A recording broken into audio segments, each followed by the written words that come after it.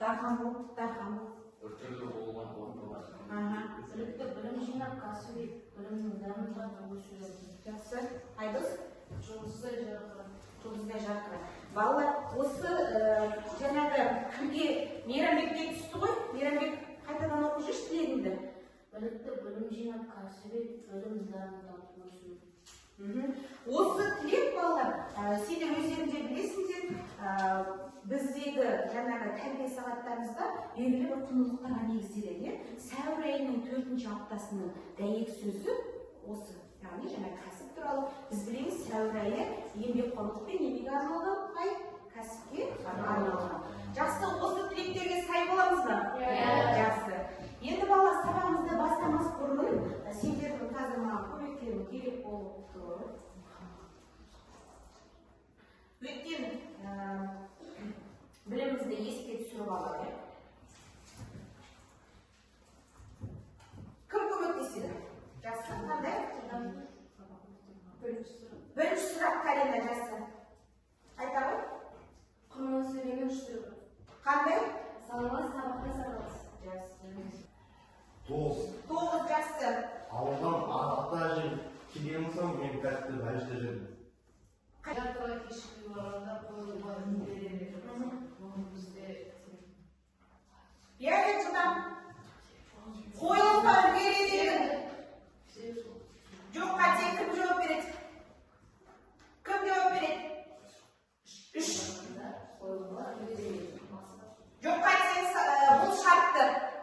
Біз пазылдарды аштық, сендер көмектесіңдер. Енді қандай суреттер бар екен әжеде? Не бейнеленген? Табиғат, жақсы. Не? Жануар бар, Табиғат ресурстары. Жер. Бұлар не байланыстырады ортақ? Бұлар не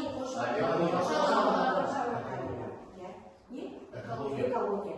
Я балалар, дұрыс айтасыңдар, бұлардың бәрі бізге не екен? Табиғат және табиғаттың байлығы бір сөзбен айтатын болсақ, не? Табиғат ресурстары.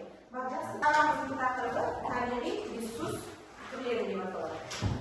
Бұл сабақта бізде 2 мақсат бар. Оқу мақсаты бұл 9-1-3-1 тыңдалым жаңағы мәтіндегі ақпаратты өмірмен байланыстыру. Және де екіншісі құмала сөйлемнің тыныс-белгілерін даралау ерекшелеуші ойдың ара-жігін ажырататын ережеге сай қолдану. Балалар, сабағымыздың тақырыбын анықтадық. Сабағымыздың оқу мақсатын білдік. Енді бүгінгі сабағымыздың сабақ мақсатымыз не екен? Кім айтады? Бүгінгі сабақта біз не істейміз? Айдос? Тыңдалым мәтіндегі ақпаратты өмір мәселелерін байланыстыру. Жақсы. Құмала сөйлем тыныс-белгілер ережеге сай қолданамыз. Оның ішінде қандай екен? Жақсы, тексерейік. Яғни балалар, бүгін сендерде табиғат ресурстары дегеніміз не деген мәтін болады, сол мәтінді тыңдап, оны не істейміз? Өмірмен тапсырмауды деген. Екінші, бұл құмала сөйлем және айттық тыныс-белгілері ерекшелеуші және ойдың жігін ажыратушы. Ол қай жерде қойылады екен? Қай сөйлемдерді қоятындығын анықтаймыз. Жақсы балалар, біз енді тағы да бірдеңе жетпей тұр. Не жетпей тұр бізге? Жұмыс жасау үшін. Жақсы, қазір бүгін біз қорқап күндегіден бөлек рандомус платформасы арқылы бөлу. Бірінші топ барамыз, екінші топ.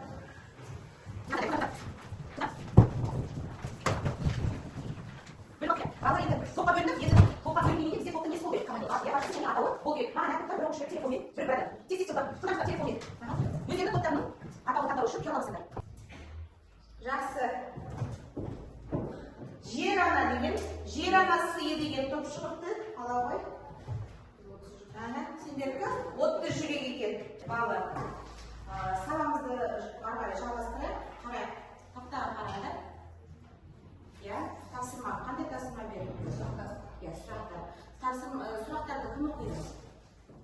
Адам өзіне қажет заттарды табиғаттан алады. Сондықтан оларды табиғат ресурстары деп атайды.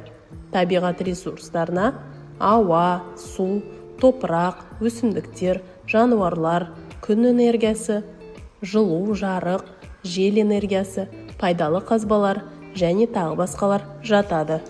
Адам өз қажеттіліктері үшін жердің астынан қазып алынатын табиғат ресурстарын пайдалы қазбалар деп атайды. Ресурстың орнында болса не істеріңіз? Жақсы уақыт. Қарапайым сұрақ. Пайдалы қазбалар дегеніміз не? Жақсы, дұрыс. Бағалаушы сарқылатын және сарқылмайтын ресурстардың ерекшелігі қандай? Тәжірибелік сұрақ. Сіз табиғатты қалай қорғаушы едіңіз? Сіз табиғатты қалай қорғаушы едіңіз? Бірінші топ, бағалау парағын алып. Бірінші топ өздеріңізді бағалап шығыңдар, яғни бірінші сұраққа құрастыралдыңдар. Екінші сұраққа құрастыралдың, үшінші сұраққа құрастыралдың. Жақсы, екінші топ сұрақ алыңдар. Шығармашылық сенің ойынша табиғи ресурстар жойылып кетсе не болады? Керемет, жақсы, жақсырақ. Бақылаушы, сенің ойынша табиғи ресурс адам өміріне қандай маңызды? Иә, қандай маңызды? Түсіндірмелі. Табиғи ресурстар кенеттен сарқылатын және сарқылмайтын болады. Неліктен, иә? Жақсы. Жақсы балалар. Бұның алты түймедегі бойынша сұрақтарды құрастырып, оған балыңызды алыңыз. Екінші топ, қара қойыңдар. Енді мына жерде сендердің бағалау парағының үлкен форматы төменде, иә? Бірінші топ саяжан, иә? Яғни сенде неше бол? Аяулым, Айдос, Айжарық, Нұрасыл, Арнұр, Хасан, және Мейрамбек. Жақсы, екінші топ бағаладыңдар ма өздеріңді? Иә. Сендерде де үш сұрақ жаңағы. Бұл аяулым екінші топ, Айдос, Карина және Карина. Жарайсыңдар? Міне. Жақсы, келесі тапсырмаға көшейік. Келесі тапсырма балалар сендерге оқулықпен жаңағы қарай. Тапсырманың белгісі кім оқиды? Жақсы, Құрмала сөйлемдердің тыныс белгілері тілдік бағалары басшылыққа алып отырып төмендегі кестені толтырыңдар. Құрмала сөйлемнің өзі жай сөйлемдерден тұрады. Кемде неше жай сөйлем болу керек? Екі немесе одан көп. Енді қарай, тыныс белгілері деп отырмыз. Осы екі немесе одан да көп үш сөйлем қандай тыныс белгілерінен дараланады екен? Ерекшеленеді екен. Бірінші сөйлем. Қазақстан минералдық қорлардың түрлеріменен, көлемі жөнінен теңдесі жоқ аймақ болып табылады. Бұл бір сөйлем. Келесі, мұнда Менделеев кестесіндегі элементтердің барлығы кездеседі. Бұл жерде неге қос нүкте қойылып тұр? Түсіндірмелі. Келесі, бір тал кессе, 10 тал биік. Бұл жерде неге үтір қойылып тұр? Бір тал кессең, яғни шартты райдың жұмағы арқылы жасалып тұр. Енді бұл тапсырманың дескриптивіне қарай қойып, тыныс белгісін неге қойсаңдар 2 балл, сөйлемнің түрін анықтасаң, тағы да 2 балл екен. Барлығы 4.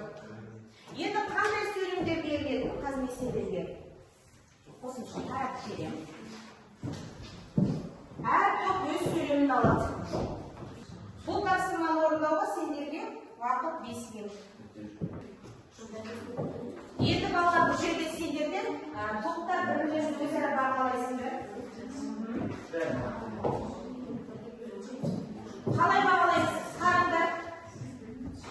Балалар, тақтаға қарай.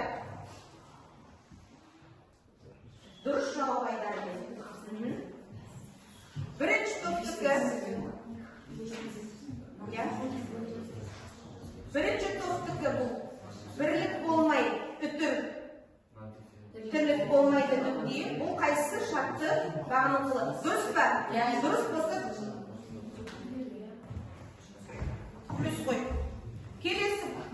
Менің де ойлағаным сол сызықша енді біз жинастырайық етпегісі. Бұл қайсысы болады? Түсін? Келесі екінші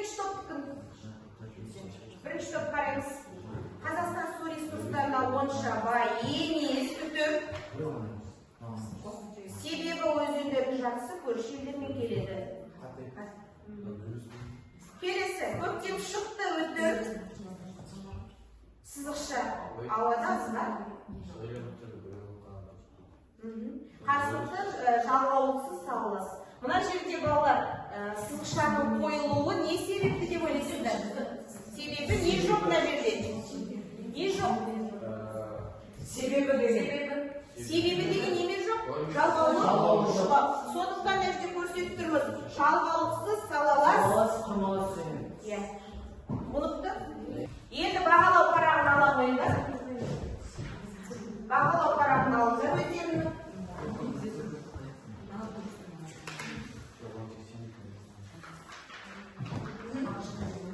Бағалау парағын қарайықшы. Дискрипторге. Тыныс белгісін қоя білді. Екі бал сөйлемнің түрін анықтады ма?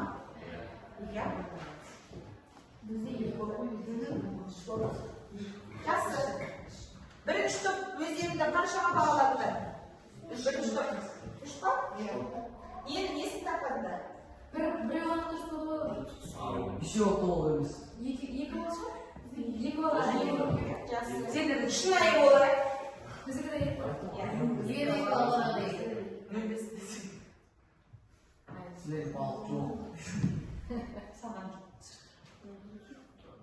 Балалар, бұл енді бізде құрмалас сөйлемнің тыныс белгісін біз бірінші сабақ өтіп тұрмыз де, енді келесі сабақтарда осы бөлім аяқталғанша, табиғат ресурстары жаңа бөлім аяқталғанша біз әлі де пысықтайтын боламыз. Осы тапсырманы орындау арқылы біз өзімізге жаңағы не қандай келесі тапсырма балалар бізде үшінші тапсырмамыз кім оқиды? Кім оқиды тапсырма берілсін? Хасан? Орнынан тұр. Тыңдауым кейінгі тапсырма, деңгейлік тапсырма, әдіс жеңімпаз медалі, жеке жұмыс уақытса жеткізіледі. Жақсы рахмет балалар, енді сендер бағана бері топпен бірге жұмыс жасап келдіңдер, енді қазір жеке дейін. Енді қарай, сендер өзіміз білеміз, қазіргі таңда бізге қаржылай сауаттылық өте қажет.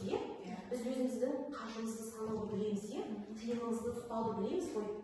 Сол секілді бүгін банкімізді депозитімізге ақша жинайсыңдар. Ол тапсырма орындау арқылы көрмеге келушілер жасыл экономикалық жетістіктерін өз көзімен көрді. Үтір баламалы энергияның өндіріс жолдарын жайында аңғарды. өз көзімен көрді. Жақсы болған сұрақ. Елес. Табиғат ресурстарын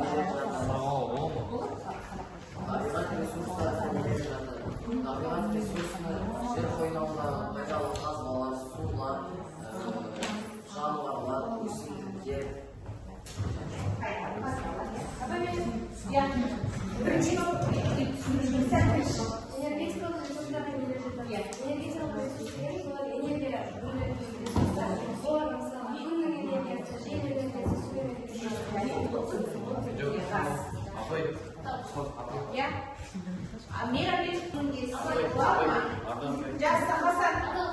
Табиғат ресурстарын адамдар қайдан алады? Табиғат ресурстарын біз табиғаттан аламыз, орман, шахта дейді. Енді суымыздан үтір сүтті суымыздан.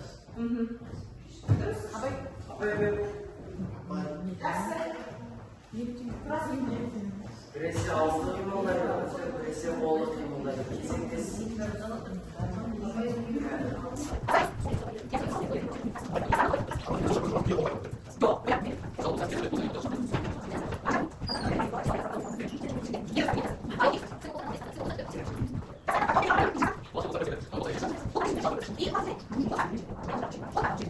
Сабақтан басына келгенде мақсатымызда біз бүгінгі сабаққа осындай екі мақсат қойғанбыз, осы мақсаттарға жеттік пе? Кім айтады? Оларыңыздар. Мен табиғат ресурстарын өмірмен байланыстыра алдым. Сонымен құрмалас сөйлемдің ерекшеліктерін. Тыныс белгісін. Жақсы, тағы кімдер қандай пікір бар? Біз табиғат ресурстардың не екенін білдік және оларды өмірмен байланыстыра алдық. Және құрмалас сөйлем тыныс белгілерін ерекшеленіп, даралаушы және ойдың ара жігін анықтаушы тыныс белгілерін қоя алдық. Карима, бүгінгі сабаққа қатысқан өзіңе ұнады ма? Саған ше насыл? Өзіңді қалай бағалайсың? өзімді 10-нан 10. Ondan жақсы. Сабақ мақсатына жалпы балалар жеттік пе? Жақсы. Маған бағалау парақтарын жинап берсеңдер.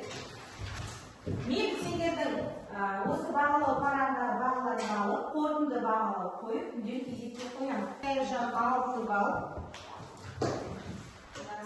Арнұр 7 балл. Сыныптастарымыздың балын қарап отырып, Хасан 8 балл. Аялым 8 балл. Және Халима 6 балл. Айдос неше сенде? 7 балл.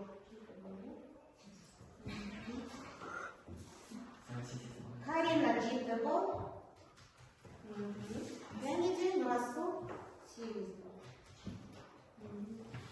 Балалар осы балдарымды енді бүгін өзінде сендерге қорытынды бағалау беріп кетейін.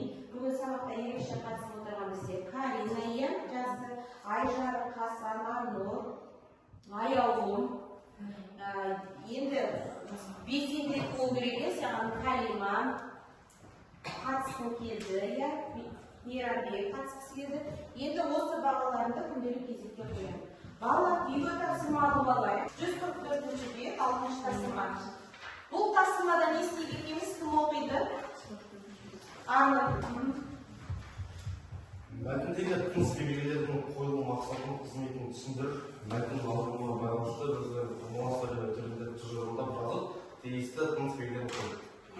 Бүгінгі сабағымыздың мақсатымен тікелей жұмысты байланыстырды. Балалар, осымен сабағымыз аяқталды.